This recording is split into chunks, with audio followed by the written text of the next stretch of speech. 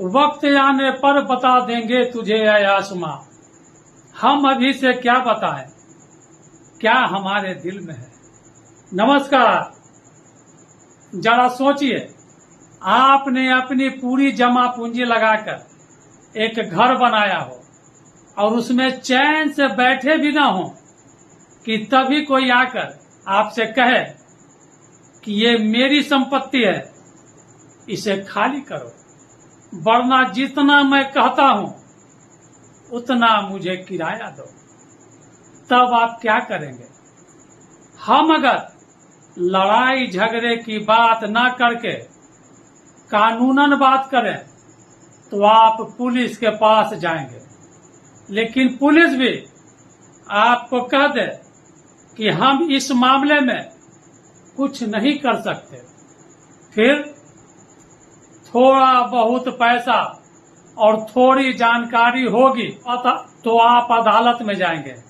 पर यकीन मानिए, अदालत भी आपसे यही कहेगी कि हम इस मामले में आपकी कोई सहायता नहीं कर सकते।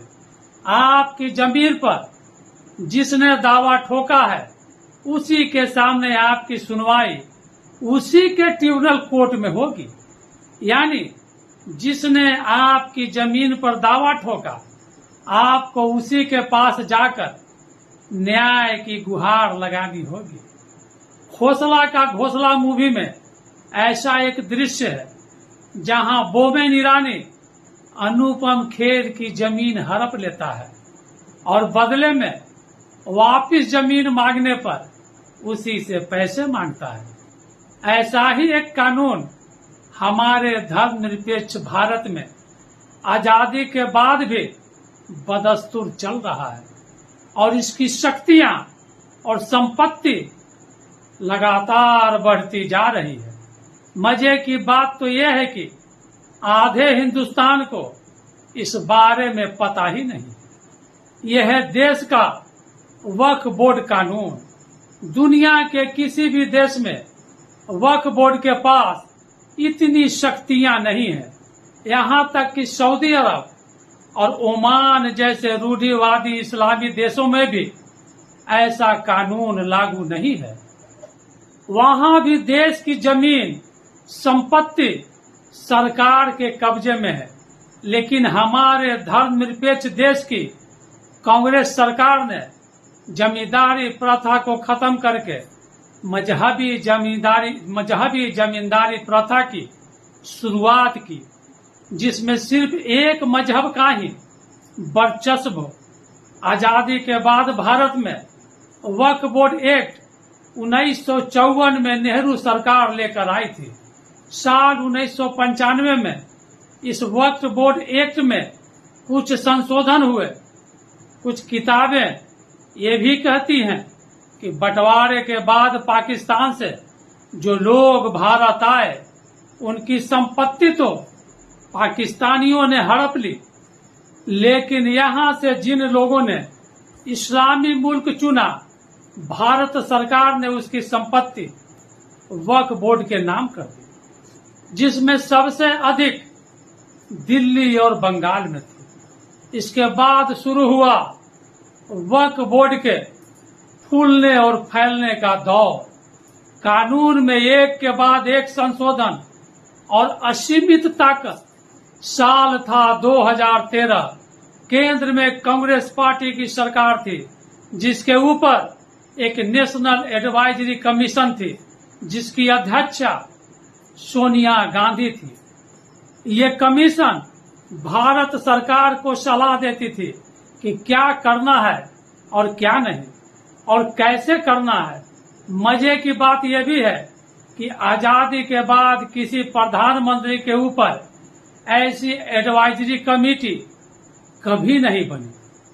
हाँ, प्रधानमंत्री के पास एक सलाहकार हुआ करता था, लेकिन पूरी कमीशन कभी नहीं थी। ये वो समय था जब विदेशी महिला होने के नाते सोनिया गांधी के प्रधानमंत्री बनने का विरोध हुआ करता था। नतीजा, पावर अपने हाथ में रखने के लिए सोनिया गांधी ने एक तरीका निकाला। इसका सीधा सा मतलब है कि 2013 के संशोधन में धर्मनिरपेक्ष देश में एक धार्मिक बॉडी को असीमित ताकत दे दी गई, जिसने पीड़ित का न्यायपालिका से न्याय मांगने का अधिकार भी छीन लिया गया। देश में किसी भी अन्य धार्मिक संस्था के पास ऐसी शक्तियां नहीं है। वक्फ बोर्ड अधिनियम 1995 की धारा 3 स्पष्ट रूप से कहती है कि अगर वक्फ बोर्ड सोचता है, ध्यान रखिए, यदि वक्फ बोर्ड सोच भी लेता है कि ये जमीन किसी मुस्लिम की है, तो वह जमीन वक्फ बोर्ड की हो गई। वही वक्फ बोर्ड को इस संबंध में कोई सबूत भी देने की जरूरत नहीं है कि उन्हें क्यों लगता है कि ये जमीन वक्फ बोर्ड की है। अभी वक्फ बोर्ड के पास किसी भी संपत्ति को वक्फ संपत्ति घोषित करने का असीमित अधिकार है।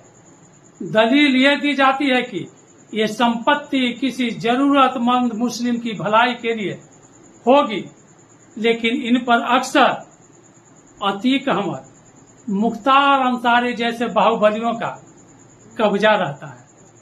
आप इस ताकत का इस्तेमाल देखिए।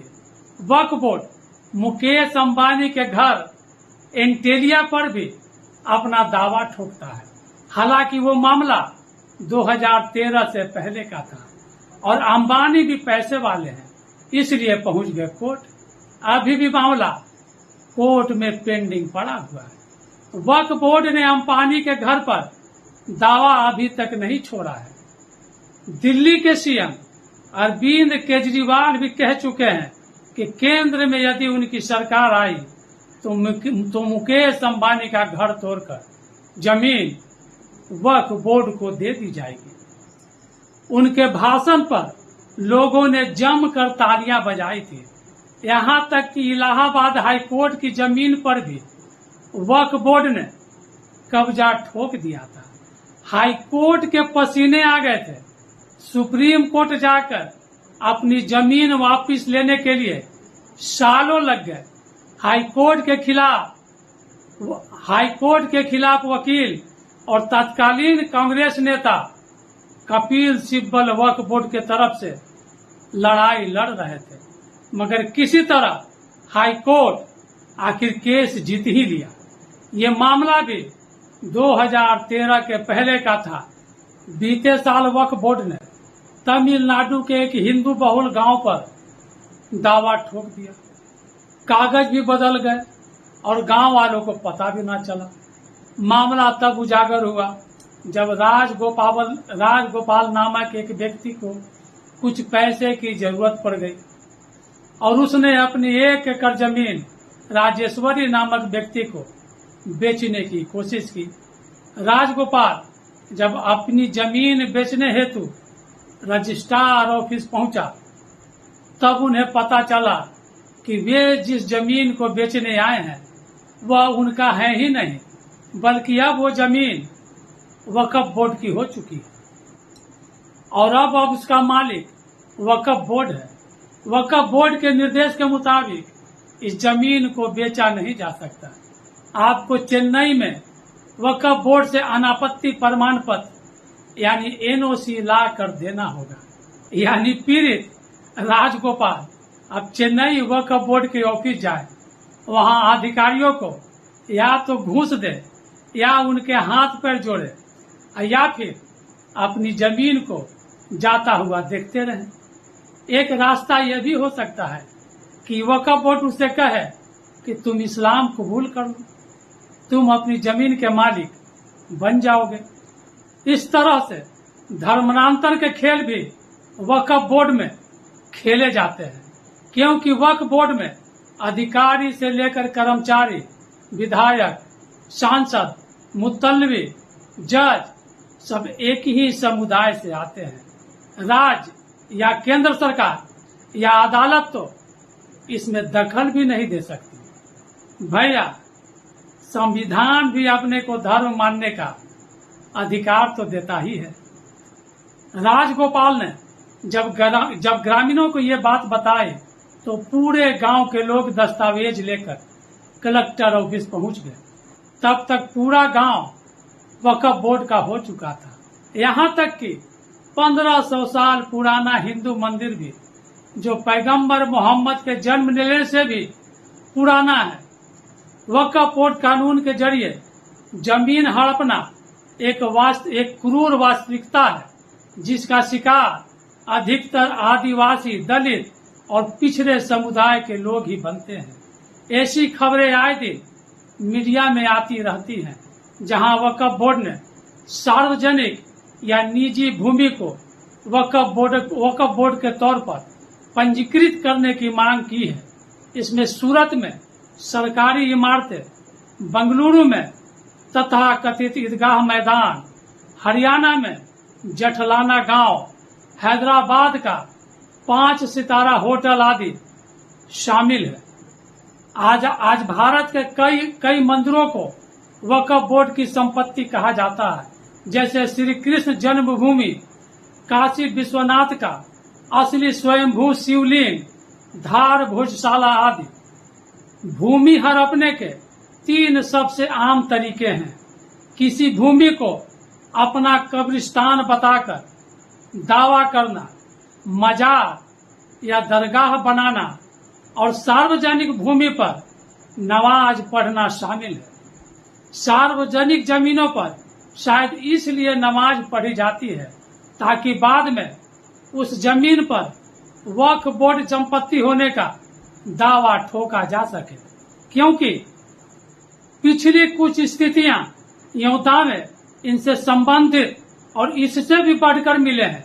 आज वक्फ बोर्ड भारत में तीसरा सबसे बड़ा जमीन का मालिक है और संपत्ति बढ़ाना अभी भी जारी है, जो कभी वापस नहीं मिलने वाली। वक्फ एक्ट का कहना है कि वो संपत्ति अब अल्लाह की हो चुकी है, वापस नहीं ली जा सकती। वक्फ मैनेजमेंट सिस्टम ऑफ इंडिया के अनुसार 2022 तक देश के सभी वक्फ बोर्ड के पास कुल मिलाकर 8,54,509 संपत्तियां हैं, जो 9 लाख एकड़ से अधिक जमीनों पर फैली हुई है। इस कानून को रद्द करने की कई बार मांग उठ चुकी है और उसमें 2 राय नहीं कि सिर्फ भाजपा नेताओं ने ही इस पर आवाज उठाई है। अब केंद्र की मोदी सरकार इसमें संशोधन करने का बिल ला रही है। हंगामा मचना तो तय है। अब संसद में कितनी पार्टियां सरकार का समर्थन करती है और कितना विरोध, ये देखना भी बड़ा दिलचस्प होगा। दोस्तों, जाते जाते उन्हें गुमा है कि मेरी उड़ान कम है। मुझे यकीन है कि ये आसमां कम है। अब हौसला कर ही लिया है ऊंची उड़ान का, फिर देखना फजूल है कद आसमान का। नमस्कार।